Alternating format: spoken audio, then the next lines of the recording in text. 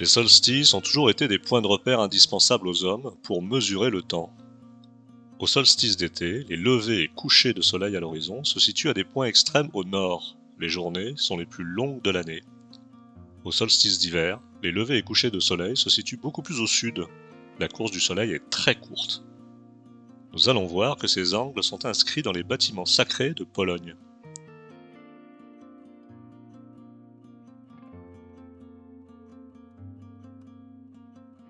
La cathédrale de Varsovie est orientée de manière bien spécifique.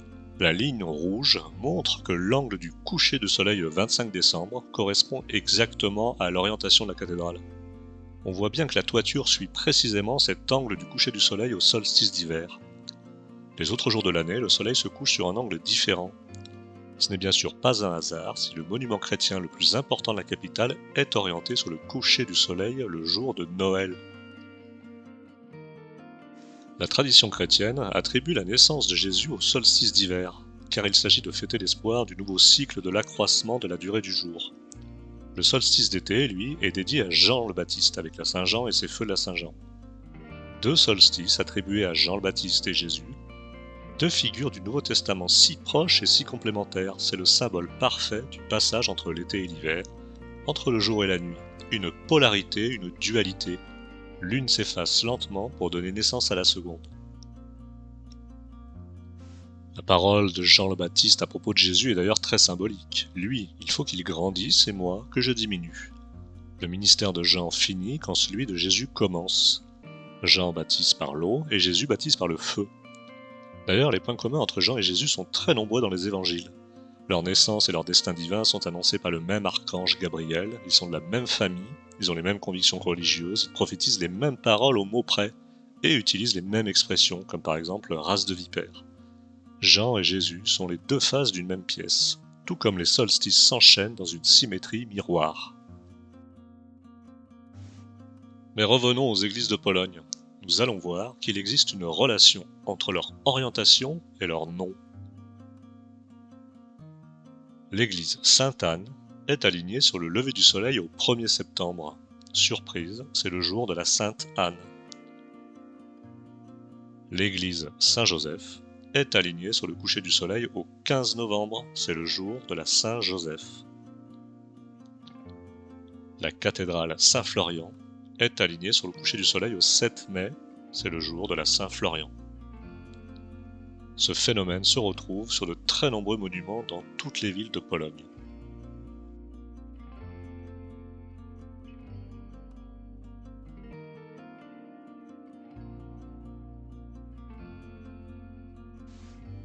L'église Saint-François de Poznań est orientée sur le coucher du soleil au 4 août, c'est la Saint-François. Dans l'autre sens, cette même orientation correspond au lever du soleil le 17 novembre, c'est la Saint-Roch. Devinez quel est le deuxième nom de cette église? Saint-Roch. C'est d'ailleurs à l'est, du côté du lever du soleil, que se trouve le quartier Saint-Roch de l'autre côté du fleuve. Comme le montre cette ligne verte, l'église est orientée vers Wyssagura, haut lieu des traditions païennes, comme nous l'avons déjà vu dans les précédentes vidéos.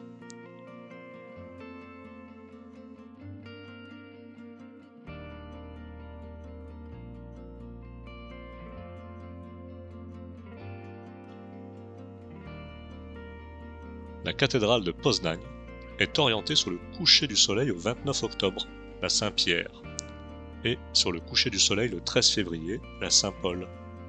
Cette cathédrale est bien sûr dédiée à Saint-Pierre et Saint-Paul. Comme le montre cette ligne verte, elle est orientée vers le monastère de Mogilno, situé à 80 000 yards.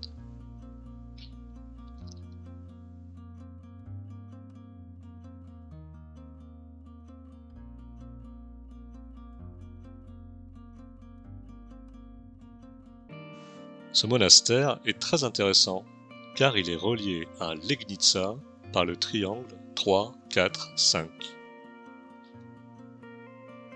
Et c'est encore un autre triangle 3, 4, 5 qui le relie au site de Toum, dont les premières fortifications datent du 8e siècle. Ce site abritait un monastère au 11e siècle. À noter que l'unité utilisée est de 9 lieues gauloises. Ce qui est encore plus surprenant, c'est que le monastère de Toum a été déplacé au XIIe siècle vers celui de Mogilno. C'est donc une relation historique qui confirme une relation géométrique pour deux sites qui ont bien sûr une troisième relation, leur fonction de monastère. Mogilno est également relié à la cathédrale de Gniezno par la diagonale d'un double carré.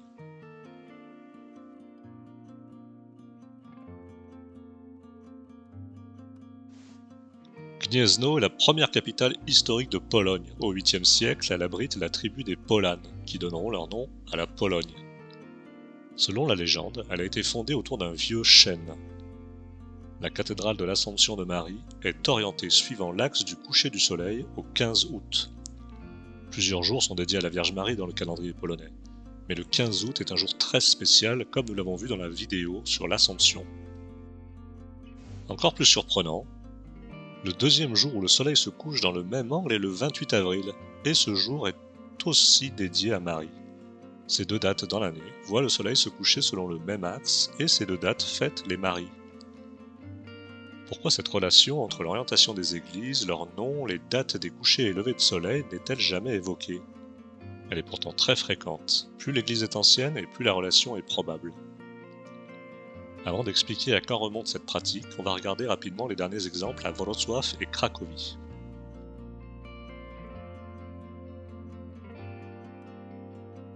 À Wrocław, la cathédrale Saint-Jean-Baptiste est orientée sur le coucher du soleil au 24 février. Le prénom Jean est fêté ce jour-là, mais c'est surtout la date choisie par les églises d'Orient pour célébrer la découverte du crâne de Jean le Baptiste. Dans l'autre sens, le lever du soleil, le 2 septembre, confirme notre thèse. À cette date, on fête les Jeans en Pologne.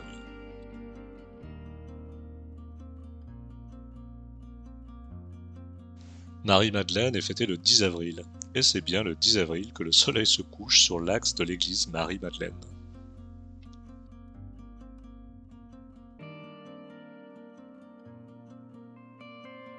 À Cracovie, le soleil se couche le 6 septembre dans l'axe de l'église Saint-Michel. Le 6 septembre est la Saint-Michel. Toujours aussi surprenant, le 6 avril est aussi la Saint-Michel et cette date correspond également au coucher du soleil sur cette même orientation. Cela veut dire que le nom de l'église vient de son orientation, mais ça veut dire aussi que si on fête 7 mois plus tard le même saint, c'est parce que ces deux jours-là, le soleil s'y couche sur le même angle.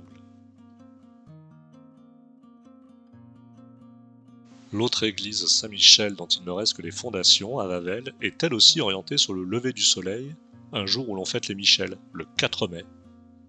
Saint-Georges de Lydda, le pourfendeur des dragons, est fêté le 23 avril, et, sans surprise, les ruines de l'église Saint-Georges de Wawel indiquent l'axe du lever du soleil le 23 avril.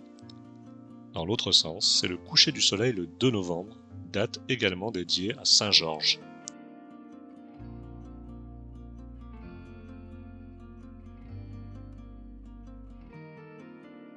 Enfin, le soleil se couche le 4 février dans le même axe que l'église Saint-Joseph, et le 4 février est bien sûr la Saint-Joseph dans le calendrier polonais.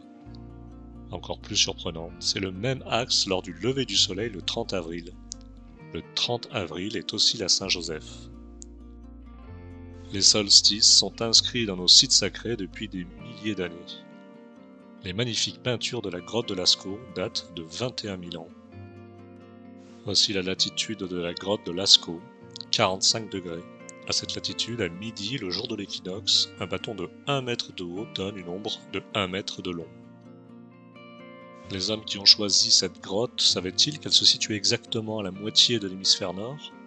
En tout cas, ils ne l'ont pas choisie par hasard. Regardez sur ce plan l'orientation du conduit principal. C'est une orientation nord-sud. Et l'orientation du conduit de l'entrée correspond exactement à l'angle du solstice d'été à cette latitude. L'archéologue Chantal Jegg-Volkiewicz a découvert que le coucher du soleil au solstice d'été entrait directement dans la salle pour éclairer les peintures murales.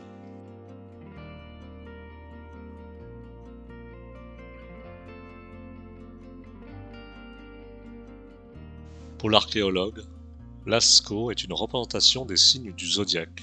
Elle montre le lien entre les dessins sur la paroi et la forme des constellations à cette époque. Mais surtout, elle insiste sur le fait que l'ordre de la séquence des animaux est identique à la séquence des constellations dans le ciel.